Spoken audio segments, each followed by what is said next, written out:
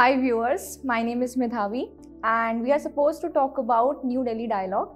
This is our new segment and we'll talk one and only founder of New Delhi Dialogue, Mr. Sanjay Kumar.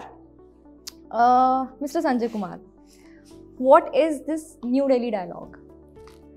Basically, the objective of New Delhi Dialogue is to promote and strengthen the global leadership of India. We know that India is an emerging superpower and India can play a greater role in maintaining international peace and security. So we want that India should have very clear-cut Indian foreign policy. Like whenever we talk about our Indian foreign policy, this is not very much clear.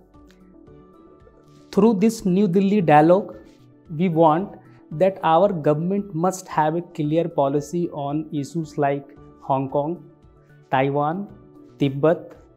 Recently, some time back, there was Syrian crisis. So whenever there is international crisis, Indian government is not having a grand narrative of Indian foreign policy. So through New Delhi Dialogue, we will work as a think tank and we will recommend the government of India to have the grand strategy of Indian foreign policy.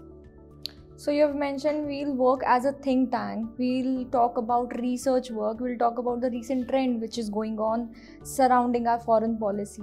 What is the sole idea of New Delhi Dialogue, which is, taking some energies from the other idea? What is that?